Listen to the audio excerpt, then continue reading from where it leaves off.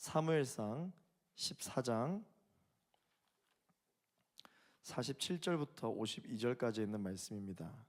사무엘상 14장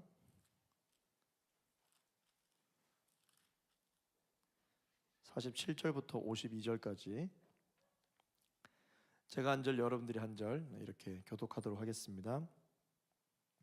사울이 이스라엘 왕 위에 오른 후에 사방에 있는 모든 대적 곧 모압과 암몬 자손과 에돔과 소바의 왕들과 블레셋 사람들을 쳤는데 향하는 곳마다 이겼고 용감하게 아말렉 사람들을 치고 이스라엘을 그 약탈하는 자들의 손에서 건졌더라. 사울의 아들은 요나단과 이수이와 말기수하여 그의 두 딸의 이름은 이러하니 맏딸의 이름은 메라비요 작은 딸의 이름은 미갈이며 사울의 아내의 이름은 아히노아미니 아히마아스의 딸이요 그의 군사령관의 이름은 아브넬이니 사울의 숙부 넬의 아들이며 사울의 아버지는 기스요 아브넬의 아버지는 넬이니 아비엘의 아들이었더라. 사울이 사는 날 동안에 블레셋 사람과 큰 싸움이 있었으므로 사울이 힘센 사람이나 용감한 사람을 보면 그들을 불러 모았더라. 아멘.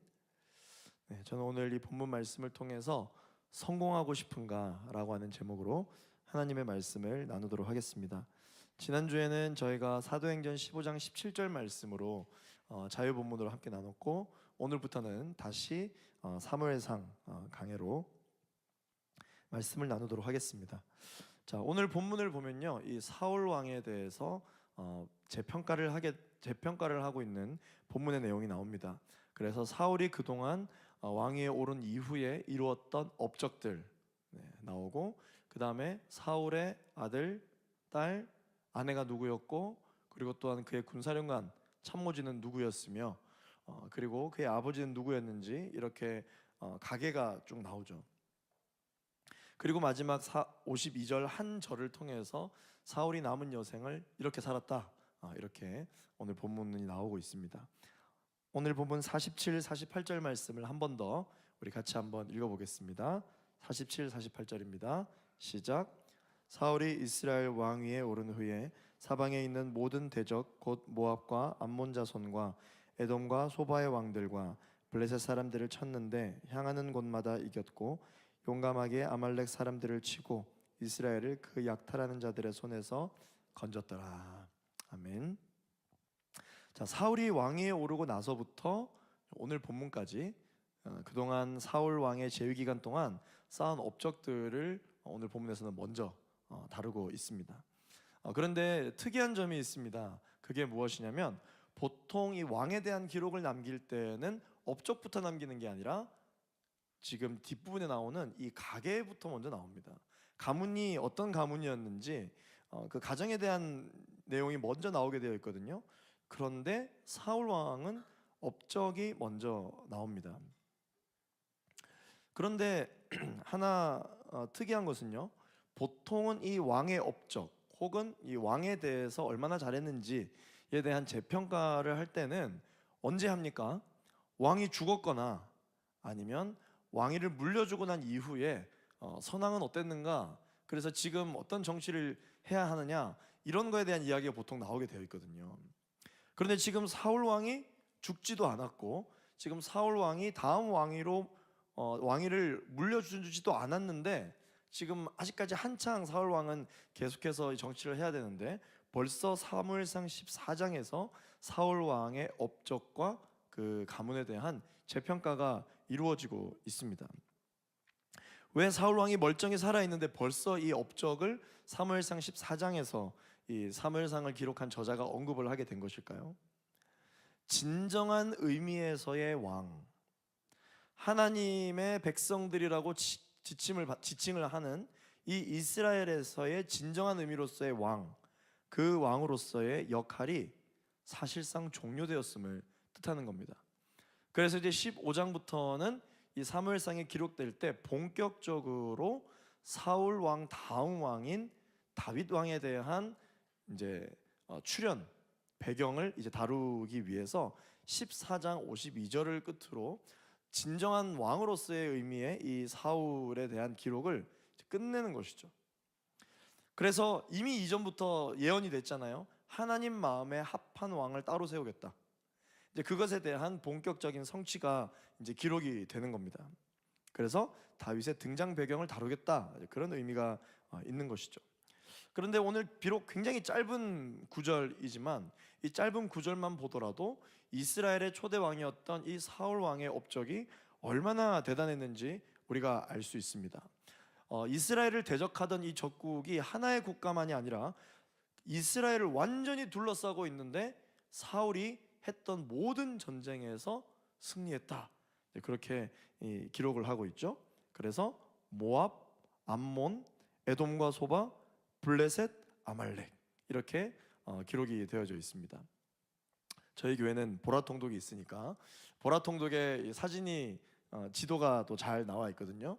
지도를 한번 보시면, 우리 예전에도 한번 봤었던 지도인데요, 지금 현재 이스라엘 주변에 보시면 우리가 성경에 기록되어져 있는 대로 모압, 암몬, 그리고 에돔과 소바, 블레셋, 그리고 저 밑에 아말렉까지 지금 이스라엘을 완전히 둘러싸고 있습니다. 동서남북 사방으로 둘러싸고 있어요. 그런데 보통 한쪽으로만 쳐들어와도 모든 국방력을 다 한쪽으로 몰기 마련인데 동서남북 사방에서 전쟁이 있었는데도 불구하고 사울은 오늘 47절 말씀 보니까 향하는 곳마다 이겼다, 이렇게 기록을 하고 있습니다. 정말 대단한 업적을 남긴 것이죠.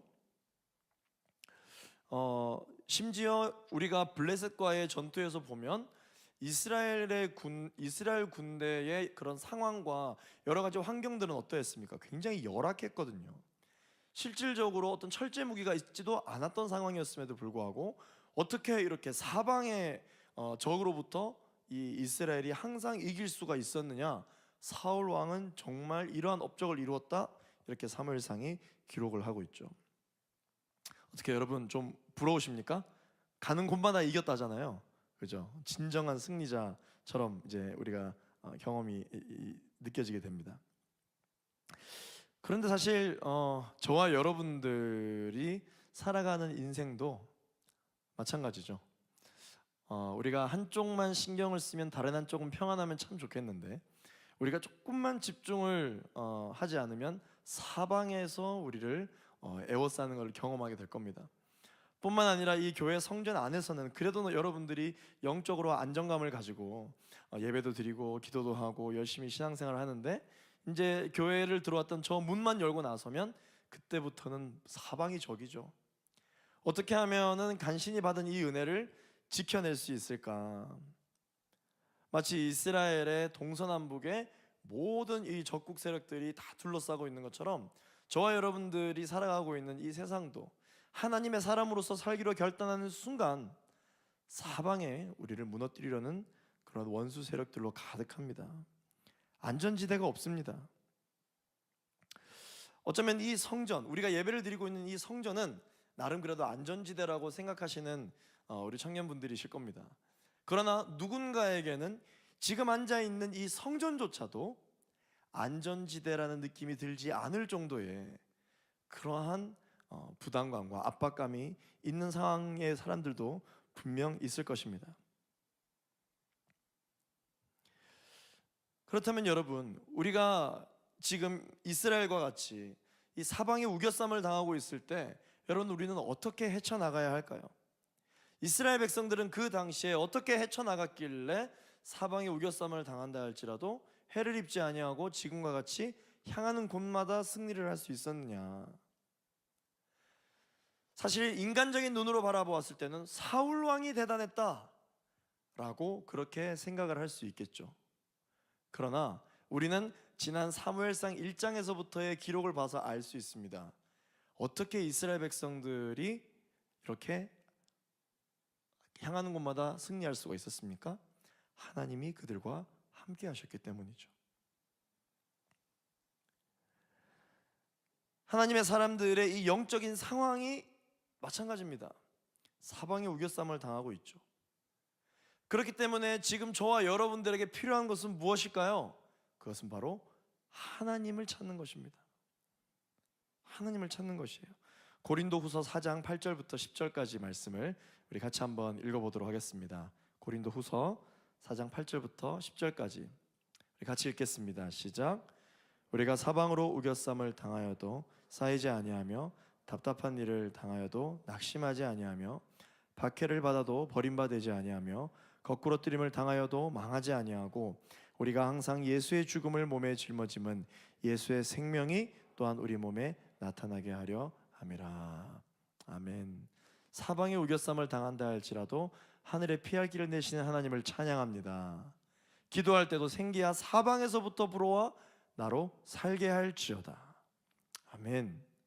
사방의 원수들이 득실득실하다면 사방에 그 원수를 포위하고 있는 하나님의 천군 천사가 여전히 여러분과 우리 주변에 건재하고 있다는 사실을 여러분 꼭 기억하시게 되기를 예수 그리스도 이름으로 축원합니다.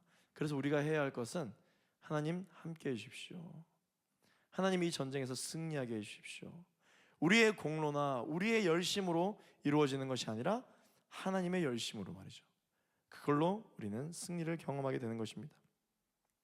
그런데 오늘 본문을 보니까 사울이 항상 이겼기 때문에 부럽긴 한데 한 가지 의문이 있습니다. 사울 왕은 우리는 알고 있잖아요. 지금 사울만 모를 뿐이지.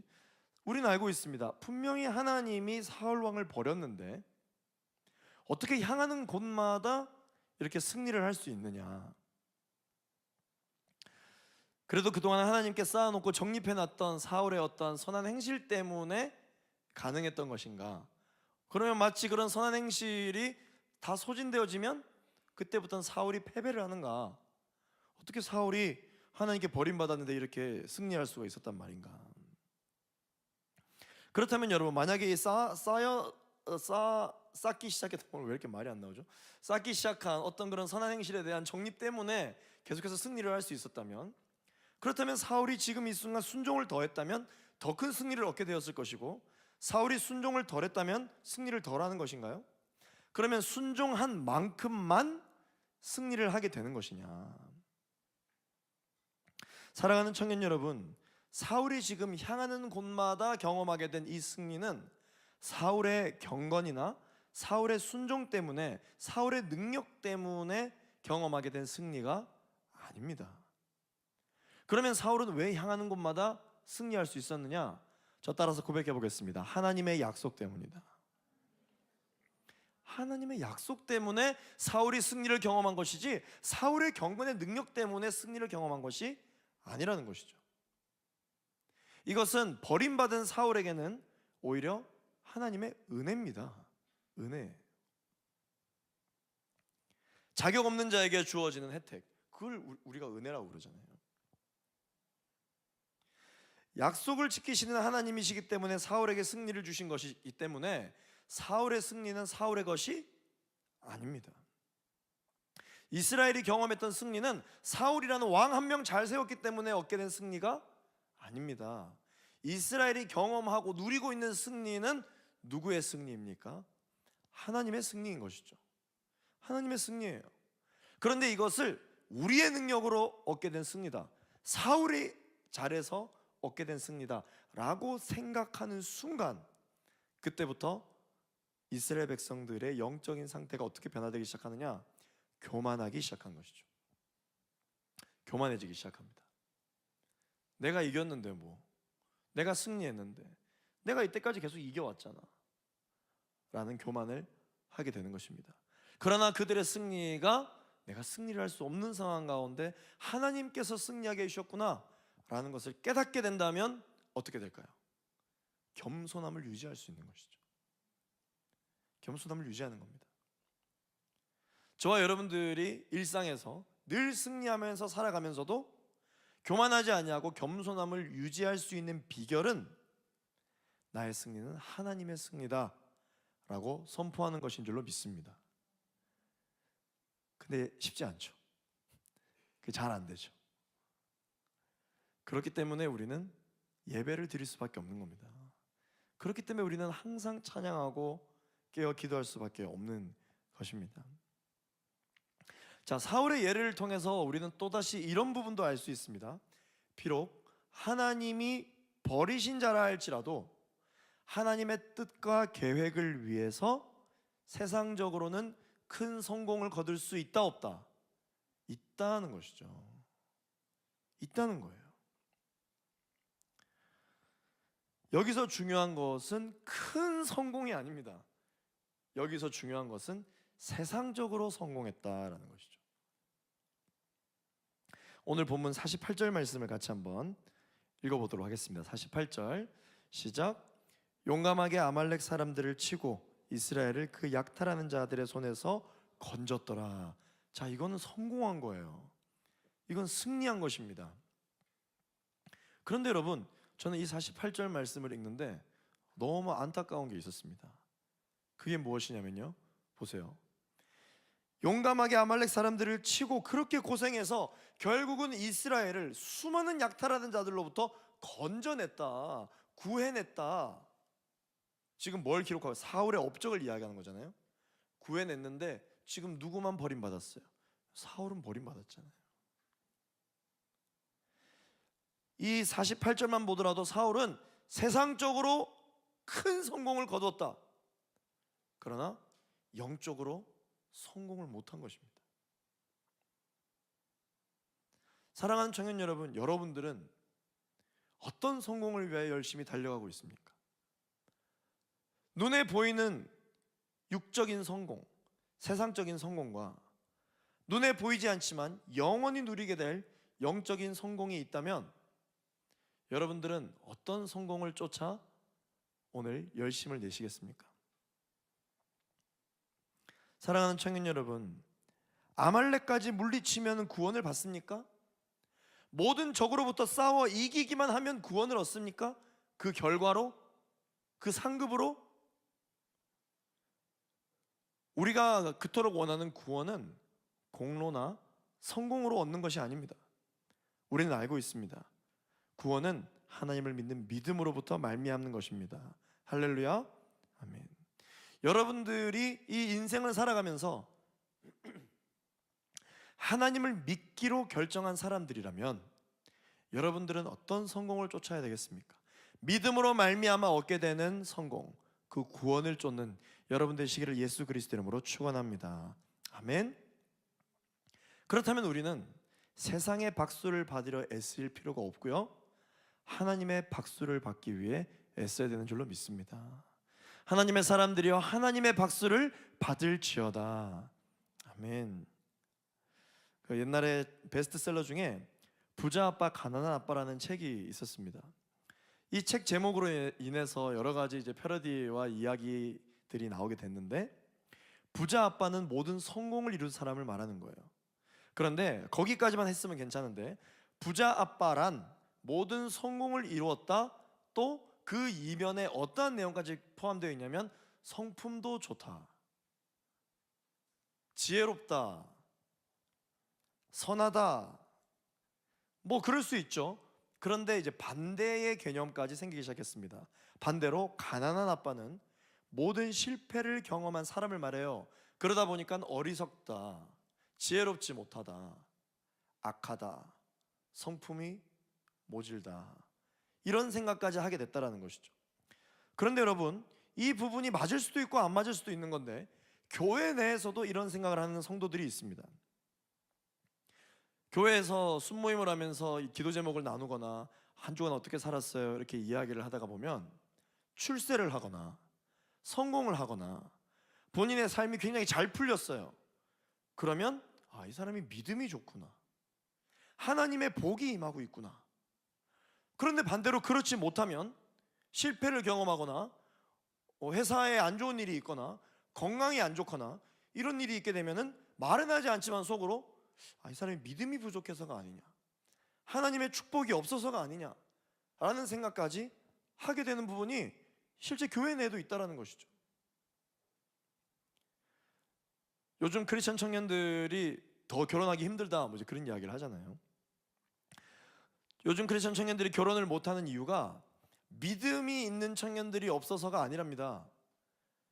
크리스천 청년들이 결혼하기 어려운 이유는 믿음이 없어서가 아니라 믿음도 없어서래요. 믿음도 없어서.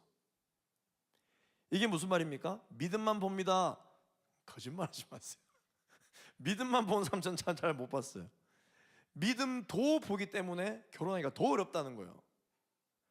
부와 재력을 절대 빼놓지 않는다. 그리고 믿음도 본다. 없나? 있나? 적나? 네. 한마디로 다 본다는 거죠. 신앙을 가진 사람들도 다 본다는 겁니다. 사울의 예만 보더라도 우리는 알 수 있잖아요. 세상적인 성공과 영적인 성공은 항상 일치하는 것만은 아니라는 것이죠. 오늘 본문 49절 50절 말씀 두 구절 읽어보겠습니다. 49절 50절 읽습니다. 시작.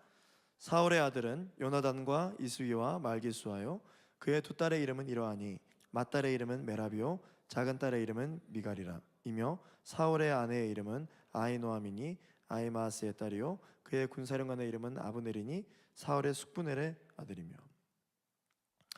자, 보통 지금 이제 이 49절부터 가계가 소개되어지고 있잖아요. 보통은 집안을 말하고 업적을 남기는 게 순서입니다.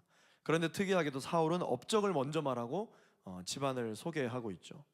그만큼 사울의 업적이 대단했다라고도 평가를 할 수 있겠지만 사무엘상의 이 저자는 무엇을 말하고 싶었던 것이라면 무엇을 말하고 싶었냐면 사울 하면 전쟁, 이걸 말하고 싶었던 거예요.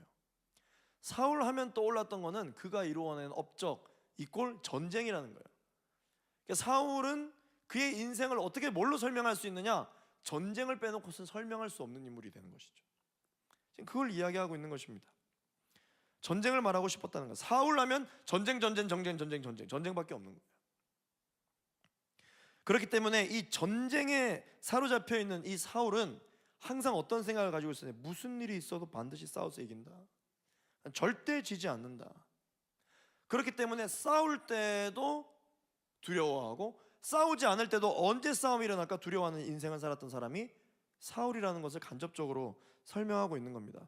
그런데 오늘 여기 49절 50절 보면은 또 특이한 점이 있습니다. 보통 유대 문화로부터 보면은 성경을 기록할 때 여성의 기록은 좀 빼요. 인원을 셀 때도 인구수를 측정할 때도 전쟁에 나갈 수 없는, 전투력을 가질 수 없는 여성이나 어린아이나 노인은 뺍니다. 그래서 전쟁에 나갈 수 있는 남자들의 수만 보통 계수하곤 합니다. 그런데 오늘은 이 사울의 가계를 설명할 때 사울의 두 딸이 나와요. 그러면 우리가 봤을 때 와, 사울 왕은 다 가졌네. 아들, 딸, 아내, 부족한 것이 없네. 이렇게 생각할 것으로 끝날 것이 아니라 사무엘상은 사울의 두 딸을 왜 기록했느냐라는 겁니다. 보통은 기록하지 않는데 말이죠. 그 이유는요. 이후에 등장하는 이제 15장부터 등장하게 될 다윗에 대한 내용과 연결하기 위해서 이 두 딸이 등장을 하게 됩니다. 오늘 본문 말씀을 보니까 맏딸의 이름이 메랍이라고 되어 있죠. 이 메랍이라고 하는 이 장녀는요, 나중에 우리가 계속 강해 말씀을 가니까 오늘 14장이니까 17장에 가게 되면은 나중에 어떤 이야기가 나오냐면 이 메랍, 이 사울의 장녀를 블레셋 장수 골리앗을 쓰러뜨리는 사람에게 주겠다 이렇게 약속을 해요, 사울이. 자, 여러분, 골리앗을 누가 쓰러뜨렸어요? 그래서 다윗이 쓰러뜨렸잖아요. 근데 다윗은 메랍이랑 결혼을 안 했어요. 사울이 안 준 겁니다.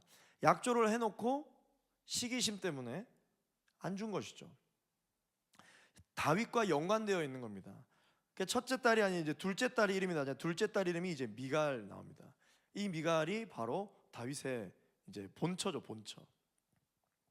그러나 이 미갈도 나중에 언약궤로 인해서 다윗이 너무 기뻐 춤추는 모습을 보고 다윗 왕이 어떻게 저렇게 춤을 출 수 있냐라고 비웃다가 결국 미갈은 평생 아이를 낳지 못하게 되는 그런 이야기가 나중에 나옵니다.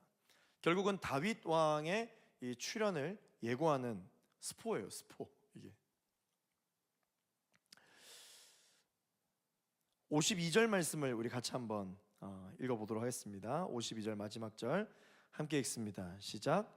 사울이 사는 날 동안에 블레셋 사람과 큰 싸움이 있었으므로 사울이 힘센 사람이나 용감한 사람을 보면 그들을 불러 모았더라. 자, 오늘 52절 말씀해 보니까 사울이 사는 날 동안에 이렇게 되어 있습니다.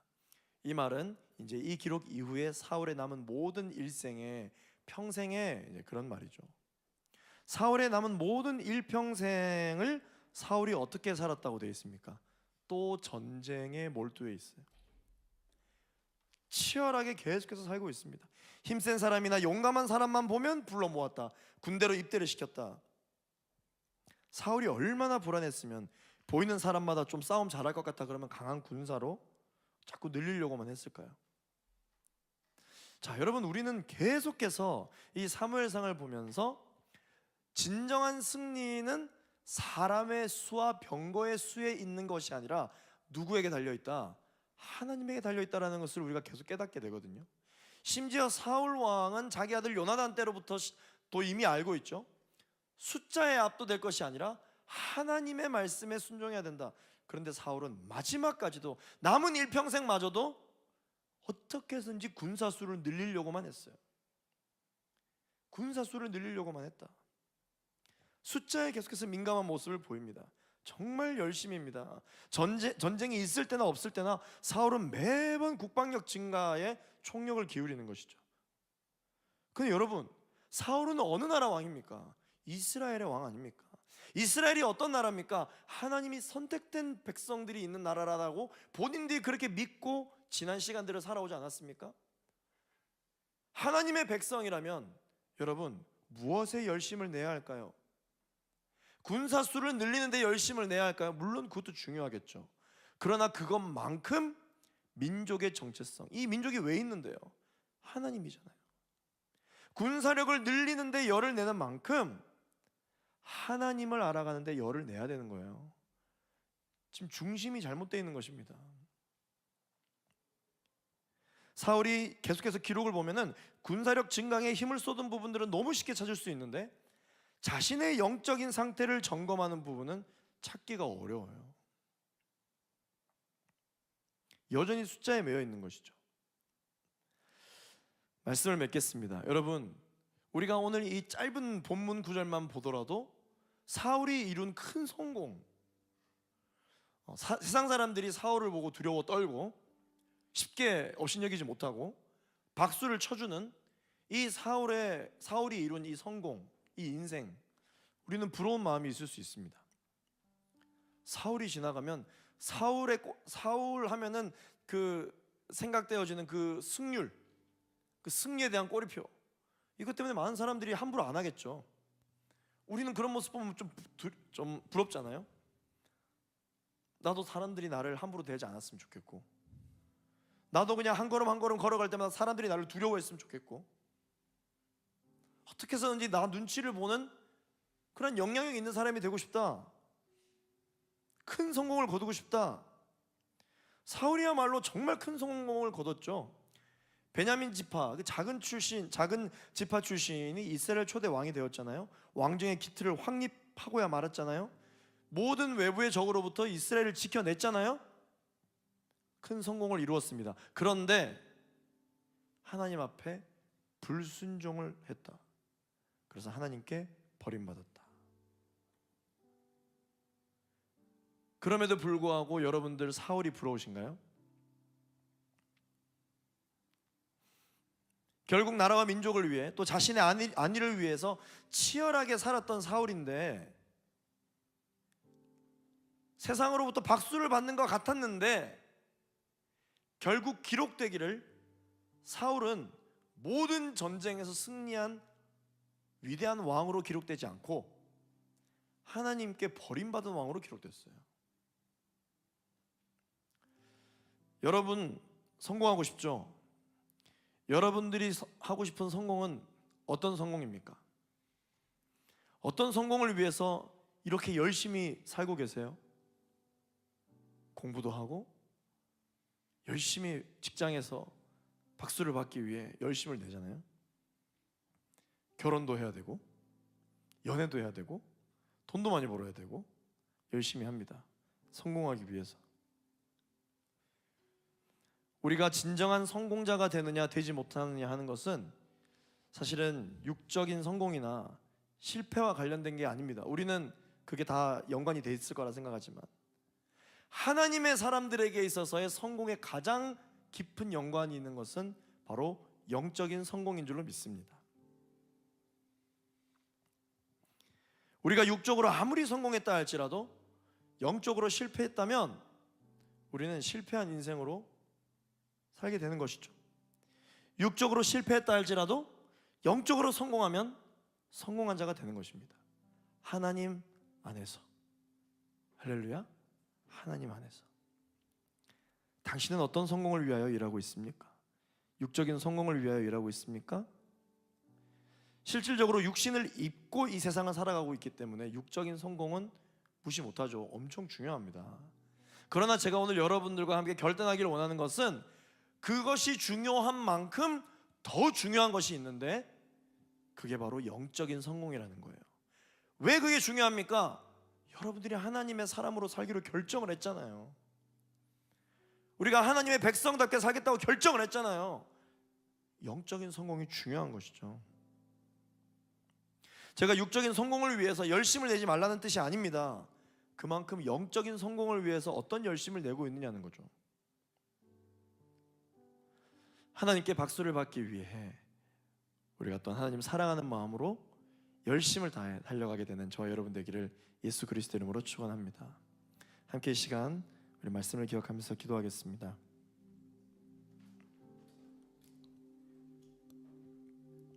다른 사람의 인생이 어땠는지, 사울이 성공했는지 실패했는지, 다윗은 성공했는지 실패했는지, 내 순원은 성공했는지 실패했는지, 우리 가족 중에 형제가 나 말고 다른 형제는 성공했는지 실패했는지, 여러분들 그런 거 신경 쓰지 마시고 여러분 스스로의 인생을 놓고 봤을 때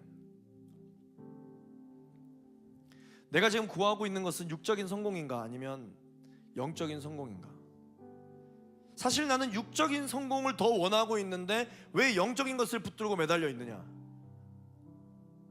내가 영적인 행동으로 무언가를 얻기를 원한다면 사실 영적인 성공이 되어야 맞죠. 그런데 육적인 성공을 원하면서 내가 영적인 열심을 낸다? 그렇게 될 수도 있고 안 될 수도 있는 거예요. 사랑하는 청년 여러분, 우리가 왜 예배를 드립니까? 1516 왜 예배를 회복하려고 합니까? 만약 내가 예배를 회복하려고 하는 이유가 오늘 하루를 살아갈 때 내가 행복하기 위해 살아가는 것이라면 회복되다 말 겁니다. 그런데 진정한 나의 예배의 회복, 육신의 몸을 입고 이 땅에 있지만 지금 이 순간에 살아가고 있지만 지금 이 예배를 드리면서도 하나님의 나라를 경험하고 영원한 하나님의 나라를 사모하고 내가 보는 것, 들리는 것, 손에 잡히는 모든 것을 하나님 나라에 초점을 맞추는 것을 위해 내가 예배를 회복하려고 한다면 사랑하는 청년 여러분, 성령께서 여러분들의 회복을 도우실 줄로 믿습니다. 우리가 이제 아웃리치를 갑니다. 여러분, 우리가 육적인 성공에 압도되어 있으면 가서 육적인 것을 전할 수밖에 없어요. 그러나 우리가 영적인 성공에 압도되어 있으면 가는 곳마다 승리하게 될 줄로 믿습니다. 어딜 가도 어떻게 하면 우리가 육신의 성공을 이룰 수 있느냐, 그 노하우를 너무나도 잘 이야기를 할 수 있는데 어디를 가더라도 영적인 성공에 대해서 이야기를 하기가 어렵다? 우리가 이렇게 열심을 내야 하는 그 이유를